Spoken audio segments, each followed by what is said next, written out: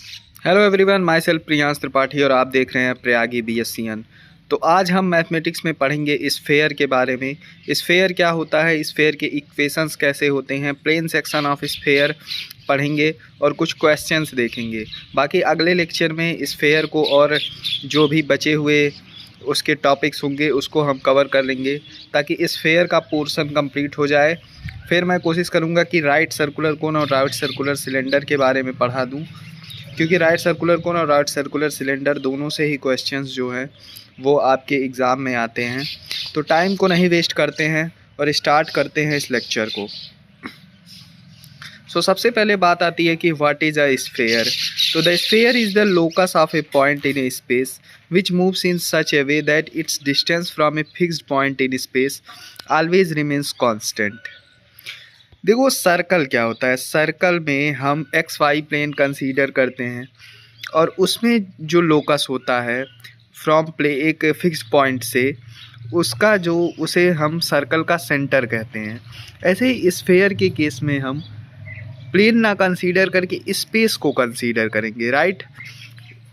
क्योंकि जब जो स्फेयर होता है वो एक 3 डायमेंशनल फिगर होता है, तो वहाँ पे हम इसलिए स्पेस को कंसीडर करते हैं। तो एक स्फेयर उन सभी पॉइंट का लोकस होता है एक स्पेस में, जिसको अगर हम मूव करें तो उसका डिस्टेंस जो है एक फिक्स पॉइंट से वो हमेशा कांस्टेंट हो। The fix point is called centre of sphere, और उस फिक्स पॉइंट को हम उस स्फेयर का सेंटर कहेंगे और फिक्स डिस्टेंस को उस स्फेयर का रेडियस कहेंगे, ठीक है। The difference between a sphere and circle is that a sphere is a figure in 3-dimensional space while circle is a figure in 2 dimensions in a plane। वही बात जो मैंने बोली, देखो वही लिखा हुआ है कि जो डिफरेंस होता है एक स्फेयर और एक सर्कल में, तो स्फेयर एक 3 डायमेंशनल फिगर है, राइट। वही सर्कल जो है वो 2 डायमेंशनल फिगर होता है और 2 डायमेंशन में कंसीडर करते हैं एक प्लेन में। इन दिस लेसन जो भी हम पढ़ेंगे उसके बारे में थोड़ा सा दिया हुआ है। तो मुझे उम्मीद है कि आपको स्फेयर का डेफिनीशन अब क्लियर होगा कि स्फेयर उन सभी पॉइंट का लोकस होता है जिसे हम मूव करें तो उसका जो डिस्टेंस है एक फ़िक्स पॉइंट से हमेशा कांस्टेंट रहे। उस फिक्स पॉइंट को हम उस स्फेयर का सेंटर कहेंगे और जो डिस्टेंस होगी फिक्स पॉइंट से उसे हम उस स्फेयर का रेडियस कहेंगे। Equation of sphere in A centre radius form क्या होता है, देखो अगर PXYZ कोई पॉइंट है स्फेयर पे जिसका सेंटर x1 y1 z1 है और जो CP है वो रेडियस होगा, आपको पता है। तो let R be the radius of the sphere, यानी कि पॉइंट C से पॉइंट P तक का जो डिस्टेंस है उसे R यानी वही रेडियस होगा। क्योंकि देखो C जो है वो फिक्स पॉइंट है और P एक पॉइंट कंसीडर किया गया है उसी स्फेयर पे। तो CP square equal to R square हो जाएगा, यानी CP इक्वल टू R, तो CP square equal to R square. अब डिस्टेंस फार्मूला आपको पता है कि किसी भी 2 पॉइंट से डिस्टेंस जो होता है अगर है कार्टेशियन कोऑर्डिनेट सिस्टम में, तो √x2 - x1 का whole square plus y2 - y1 का whole square plus z2 - z1 का होल स्क्वायर होता है। तो यहाँ पे x और x1 है, y y1 है, z z1 है, तो वही डिस्टेंस फार्मूला लगाया गया है। तो x - x1 का whole square plus y - y1 का whole square plus z - z1 का whole square equal to R square हो गया है, राइट। तो ये इसे हम कहते हैं centre radius form equation of sphere का। अब देखो कंसीडर करो कि जो x1 y1 z1 है ये जीरो हो जाए। कब जीरो होगा, एक इमेजिनेशन आप बनाओ, यानी कि जो CP है वो C के इक्वल हो जाए। तो फिर सॉरी जो CP है वो P के इक्वल हो जाए, राइट। तो वहाँ पे जब इस सेंटर ऑफ स्फेयर ओरिजिन पे होगा, जो सेंटर है वो ही ओरिजिन होगा, तो equation of sphere x square plus y square plus z square हो जाएगा उस पॉइंट P के लिए, ठीक। कब होगा, जब सेंटर ऑफ स्फेयर जो है वो ओरिजिन पे होगा।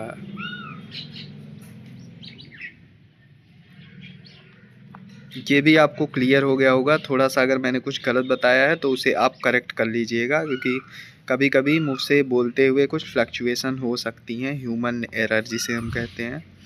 अब देखो एग्जाम्पल, देखो क्वेश्चन, इंटीरियर और एक्सटीरियर पॉइंट भी हम देख लेते हैं एक स्फेयर का।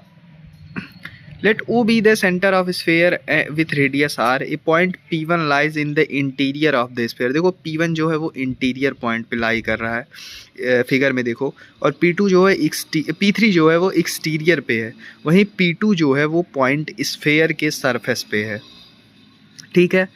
OP3 जो है वो R से ग्रेटर होगा, क्योंकि देखो OP2 जो है वो आपका रेडियस है, अगर ध्यान से आप देखेंगे तो OP3 जो है वो रेडियस से बड़ा है, यही बताया है। तो कह रहा है find the equation of sphere with centre at origin and radius equal to 4।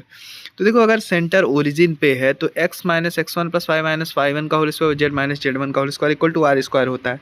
लेकिन जो सेंटर है वो जो है ओरिजिन है, तो जो x1 y1 z1 होगा वो 0 हो जाएगा, राइट। तो ये आपका इक्वेशन जो हो जाएगा वो x square plus y square plus z square equal to 4 का स्क्वायर, यानी कि x square plus y square plus z square equal to 16। अब देखो एक और एग्जांपल, देखो the equation of sphere with centre at 2 minus 3 1 and radius equal to √7। अब देखो यहाँ पे जो P पॉइंट है वो दे दिया है आपको 2 माइनस 3 और 1।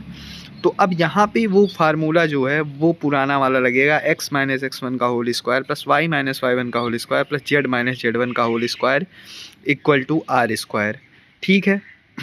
अब r जो है यहाँ पे √7 दिया है, तो √7 का स्क्वायर करेंगे तो 7 होगा। बाकी आप इसे सॉल्व करेंगे तो ये आपका x square plus y square plus z square minus 4x plus 6y minus 2z plus 7 is equal to 0, ये आपका आ जाएगा जो है वो इक्वेशन। अब देखो यहाँ पे centre and radius of sphere निकालना है जो कि दिया हुआ है। अब इसमें जो है वो जनरल इक्वेशन दे दिया है, यानी कि x square plus y square plus z square plus 2hx plus 2fy plus 2cz plus d plus 2wz plus d equal to 0, right. तो अब यहाँ पे आपको कंप्लीटिंग स्क्वायर मेथड का भी यूज करके आप इसे कर सकते हैं, और बाकी और भी मेथड से आप कर सकते हैं। देखो कैसे किया गया है, देखो ये दे दिया है आपको। अब इसने क्या किया है कि डिवाइड कर दिया है, डिवाइड बाई 2 से, ठीक।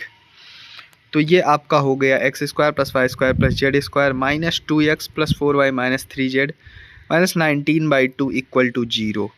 अब देखो g आपको पता चल गया, f पता चल गया, h पता चल गया और c पता चल गया। तो सेंटर जो होता है minus G minus F minus H होता है, और रेडियस आपका under root G square plus F square minus plus H square minus of E होता है। तो माइनस जो है ये माइनस 19/2 है।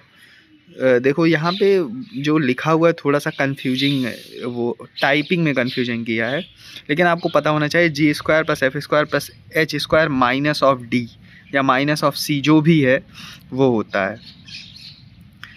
तो इस प्रकार से हम इसका रेडियस निकाल सकते हैं। कुछ नहीं करना है, सिंपल आपको स्टैंडर्ड फॉर्म में कन्वर्ट कर देना है डिवाइड करके, और फिर आपको जी एफ एच का जो क्या कहते हैं कॉफिशिएंट को देखना है, और देखना है कि सी क्या है। बाकी सेंटर लिख दीजिए और रेडियस लिख दीजिए, जो ये फॉर्मूला दिया है इसे आप नोट कर सकते हैं। इस प्रकार से आप निकाल लेंगे centre, radius, form, interior point, exterior point. एक स्फीयर का क्या होता है ये भी मैंने आपको क्लियर कर दिया। Equation of sphere through 4 non coplanar point. अब नॉन कोप्लेनर पॉइंट क्या होते हैं? कोप्लेनर क्या होगा? जो पॉइंट सेम प्लेन में लाई करें। 4 ऐसे पॉइंट जो सेम प्लेन में लाई करें वो कोप्लेनर हो जाएंगे। ऐसे ही 4 ऐसे पॉइंट जो डिफरेंट प्लेन्स में लाई करें वो नॉन कोप्लेनर हो जाएंगे। तो जनरल इक्वेशन ऑफ स्फीयर आपको पता है कि x square plus y square plus z square plus 2gx plus 2fy plus 2hz plus d is equal to 0 होता है, right.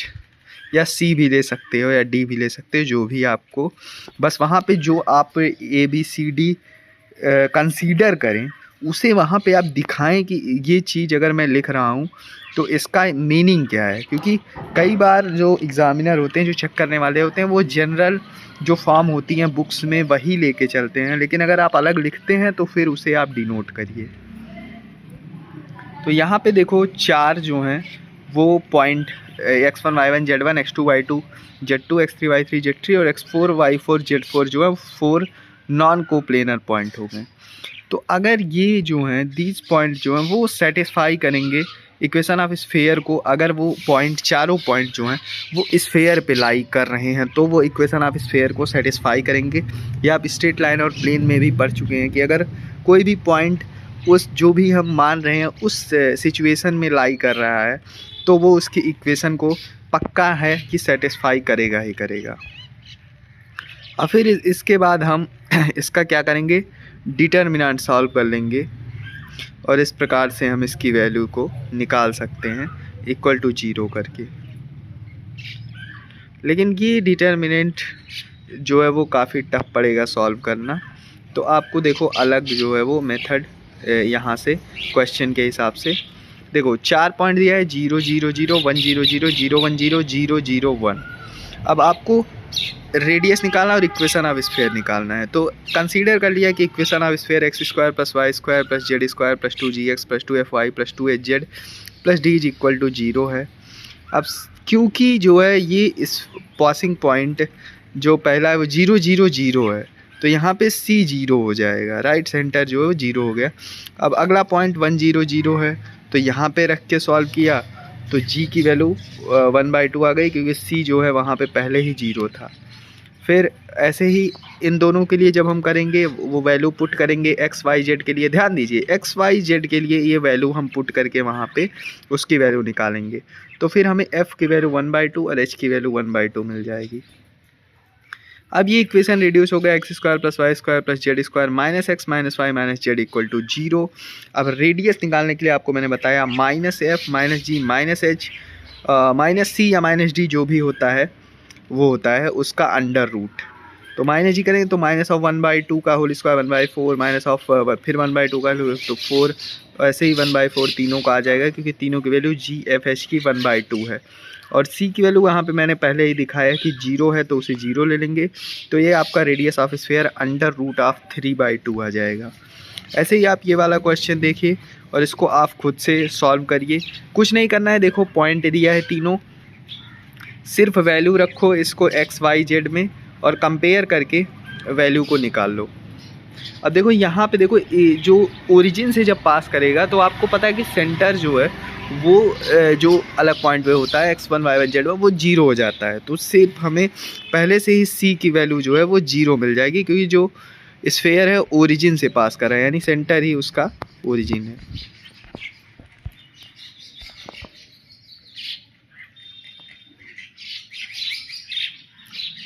Diameter form of the equation of sphere. अब equation of sphere का diameter form भी देख लो। अगर a x1 y1 z1 b x2 y2 z2 extremities हैं of a diameter of sphere के यानी कि extremum point with centre o और p x y z कोई पॉइंट है जो स्फीयर पे लाई कर रहा है तो pa and pb are right angle to each other. pa और pb यहाँ पे राइट एंगल हैं एक दूसरे के, ठीक है। हाँ, the direction ratio of P and P B are x minus x1। देखो जो पी का डायरेक्शन रेशियो है अगर वेक्टर इसे कंसीडर करें ए पी वेक्टर तो ए पी वेक्टर होगा P vector minus A vector, right. एक सिचुएशन बस मैं बता रहा हूँ ताकि आप समझ पाएँ। तो P vector minus A vector करेंगे तो x minus x1 y minus y1 z minus z1 आपको मिल जाएगा। ऐसे ही अगर आप पी बी कंसीडर करेंगे तो पी बी के लिए भी मिल जाएगा।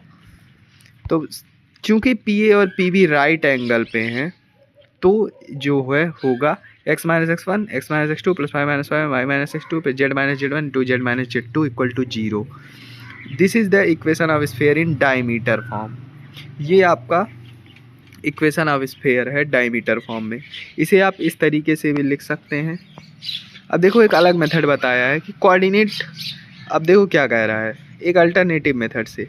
अगर वो मिड पॉइंट है ए बी का, फिगर को कंसीडर करो, रुको, वो क्या है मिड पॉइंट है ए बी का, राइट। क्योंकि सेंटर है तो सेंटर है तो इक्वल हाफ में डिवाइड कर रहा है तो वो मिड पॉइंट होगा ही होगा। तो x1 plus x2/2 y1 plus y2/2 z1 plus z2/2 जो है वो कोऑर्डिनेट्स हो जाएंगे, राइट। तो और रेडियस ऑफ स्फीयर क्या हो जाएगा वो भी उसी हिसाब से चेंज हो जाएगा 1/2 अंडर रूट, क्योंकि 1/2 बाहर आ गया फिर ये रूट में चला गया। अब चूँकि तो सब कुछ समझ में आ रहा है।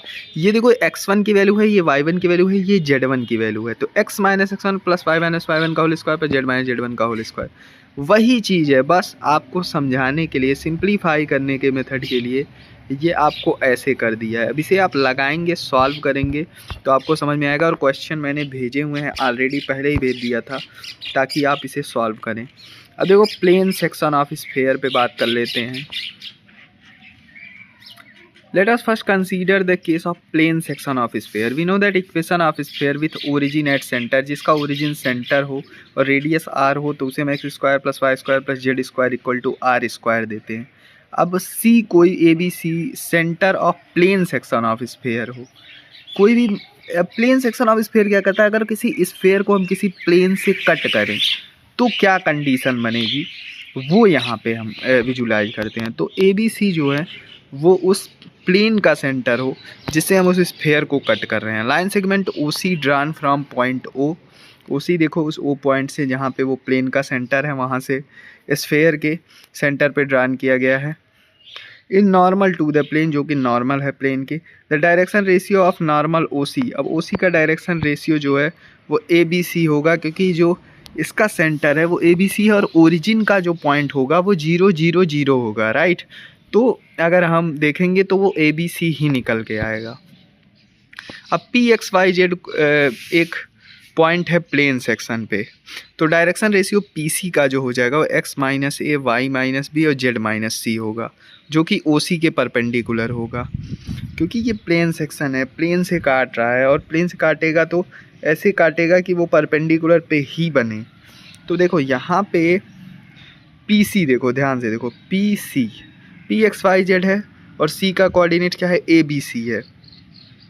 तो जब हम पी सी का डायरेक्शन रेशियो निकालेंगे तो x minus A, Y minus B, Z minus C हो जाएगा।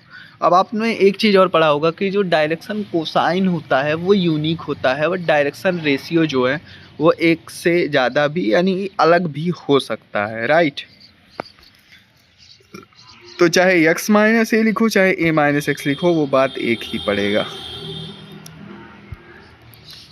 Using the condition of perpendicularity, perpendicularity का कंडीशन लगा दिया है और ये जो है आपका आ गया है। अरे क्या कंडीशन होता है मेरे भाई, A1 B1 plus A2 B2 plus A3 B3 equal to 0, यही होता है ना। तो वही लगाया हुआ है यहाँ पे और उसी से आपका सॉल्व करके फिर कोऑर्डिनेट निकल गया। अब equation 1 satisfy the coordinates of any point P on the plane, hence 1 and 2 together constitute the equation of plane section of sphere. यानी कि प्लेन सेक्शन ऑफ स्फीयर ये दोनों 1 और 2 दोनों प्लेन सेक्शन ऑफ स्फीयर के लिए रिस्पॉन्सिबल हैं। ये x square y square plus z square और ये परपेंडिकुलरिटी कंडीशन। अरे नॉर्मल है मेरे भाई, 90 डिग्री पे कट कर रहा है और उस इक्वेशन पे उसी पॉइंट पे लाई कर रहा है, तो परपेंडिकुलरिटी की कंडीशन को भी सेटिस्फाई करेगा ही करेगा। आपने स्ट्रेट लाइन एंड प्लेन में पढ़ा होगा, तो वही चीज़ है बस, और कुछ नहीं। If the center of sphere is minus g minus f minus h, then the direction ratio of the normal OCR a plus g, b plus f, c plus h। अब ये कैसे हुआ, देखो निगेटिव पॉइंट को consider करेंगे तो minus इन और minus दोनों मिलके प्लस हो जाएगा डायरेक्शन रेशियो के केस में। अरे माइनस बी होता है ना, एक पॉइंट से दूसरे पॉइंट का डे घटा देते हो, तो यहाँ पे माइनस है तो वहाँ पे प्लस में मिल जाएगा जब माइनस है एक point. The plane section of sphere of a plane passing through the center of sphere is called great circle।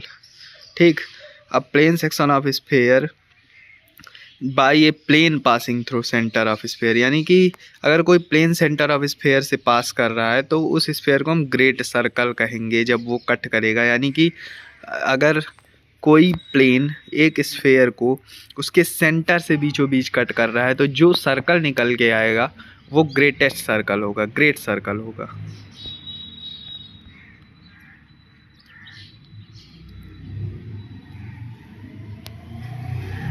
The radius of great circle is equal to radius of sphere, और जो radius होगा उस great circle का वो radius of sphere के equal होगा। The centre of this section coincide with centre of sphere, अब ये आप पढ़ सकते हैं, मैंने आपको ऑलरेडी सब कुछ प्रोवाइड किया हुआ है, तो ज़्यादा उसमें परेशान होने की ज़रूरत नहीं है। अब देखो तुमको दे दिया है और मैं जो है वो समझा देता हूँ एक question. Find centre and radius of circle given by equation. देखो इक्वेशन दे दिया है और एक प्लेन का इक्वेशन दे दिया है, राइट। अब देखो ये स्फेयर है, ये प्लेन है आपका। अब देखो रेडियस ऑफ सर्कल का स्क्वायर जो होगा वो रेडियस ऑफ स्फेयर के square minus perpendicular distance of the centre upon the plane के इक्वल होगा। अब कोऑर्डिनेट सेंटर का क्या है देख लो, 3 -2 -6। अब ये कहाँ से आया बता सकता है कोई? कुछ नहीं किया है, बस वो जो यहाँ से ऊपर से इक्वेशन से एफ जी एच को डिवाइड कर दिया, F/2 G/2 H/2 होता है और उसका जो है वो हम निगेटिव ले लेते हैं तो वही हो जाता है। फिर रेडियस निकाल लिया सेंटर निकालने के बाद। अब परपेंडिकुलर डिस्टेंस के लिए आपको पता है कि a1x1 + a2x2 + a3x3 minus D upon under root of a1² + a2² + b2², या आप LMN के फॉर्म में पढ़े होंगे तो LMN वाला वही मेथड लगाएंगे तो इससे हमें परपेंडिकुलर डिस्टेंस मिल गया। अब रेडियस ऑफ सर्कल का स्क्वायर जो होगा वो रेडियस ऑफ स्फेयर के स्क्वायर माइनस परपेंडिकुलर डिस्टेंस जो निकाले हैं उसके इक्वल हो जाएगा, तो रेडियस जो है वो 7 के इक्वल आ जाएगा। तो इक्वेशन ऑफ स्फेयर कुछ इस प्रकार से हमें मिल जाएगा।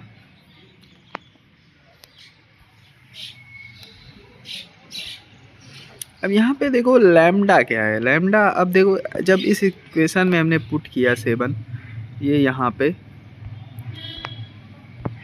जस्ट अ सेकेंड वेट, हाँ तो यहाँ पे हमने पुट कर दिया lambda x plus 2y 2z - 1 = 0। यहाँ पे ये अच्छे से टाइप नहीं किया, इस वजह से कंफ्यूज कर रहा है ये थोड़ा सा। सो आप लोग अपने बुक से देखेंगे तो ज़्यादा क्लियर होगा, मैं अब नहीं चाहता कि आप परेशान हो। हाँ आपको पता होगा lambda x plus lambda y plus lambda z minus D ले लेते हैं, तो वही किया हुआ है यहाँ पे, राइट। अब इसके लिए जो है फिर हम जब इक्वेशन ऑफ स्फीयर निकालिए तो सेंटर इसके लिए भी लिखेंगे वही 6 माइनस λ/2। फिर इस वाले पॉइंट के लिए 4 - 2 λ/2 तो 2 - लैम्डा आ जाएगा। फिर 36 माइनस इस वाले पॉइंट के लिए 12 - 2 λ/2। तो फिर इसके लिए हम रेडियस निकाल लेंगे। अब इसके लिए निकल गया तो फिर हमें लैम्डा की वैल्यू मिल जाएगी। अब जो लैम्डा की वैल्यू मिल जाएगी वही कोऑर्डिनेट ऑफ सेंटर में ले जाके जब पुट करेंगे ऊपर वाले में तो ये हमको मिल जाएगा इसका एग्जैक्ट जो है वो आंसर। अब ये टाइपिंग में थोड़ा सा गलत ना दिया होता ना तो समझाने में अच्छा रहता, माइनस प्लस में कन्फ्यूजन कर रहा है वो, इस वजह से मुझे भी दिक्कत हो रही है बताने में। लेकिन मैंने जो भेजा हुआ है PDF उसमें काफ़ी क्वेश्चन दिए हुए हैं तो उसे आप ट्राई करिएगा। मिलते हैं अगले वीडियो में, और अगले में हम ऑर्थोगोनैलिटी कंडीशन जो है वो स्फेयर का देख लेंगे और कुछ और पॉइंट्स होते हैं उसे भी देख लेंगे अच्छे से, ताकि स्फेयर का जो है वो मैक्सिमम पार्ट कवर करें। देखिए मैथमेटिक्स मींस क्वेश्चन, जितना क्वेश्चन लगाएंगे उतना आपका क्लियर होगा। सेंटर निकालने के लिए वही फार्मूला, बस डिवाइड बाय 2 कर दो इक्वेशन से कंपेयर करके। अगर वो पहले ही दिया हुआ है 2x 2y 2z के फॉर्म में तो जैसे ही डिवाइड करोगे 2 से तो फिर दोबारा डिवाइड करने की ज़रूरत ही नहीं है, राइट। तो ये करना होता है। तो जनरल इक्वेशन में कन्वर्ट करो, उसके बाद कंपेयर करो, सेंटर निकालो, रेडियस निकालो, यही पूछता है। प्लेन सेक्शन ऑफ स्फेयर में भी यही चीज़ें, और फिर वो कोऑर्डिनेट्स पूछ लेगा उस पॉइंट का। तो सीखिए उन चीज़ों को, अभी टाइम है 4-5 दिन में आप अच्छे से जो है उसे पूरा कर सकते हैं स्फेयर को भी। तो मिलते हैं अगले लेक्चर में, तब तक के लिए जय हिंद।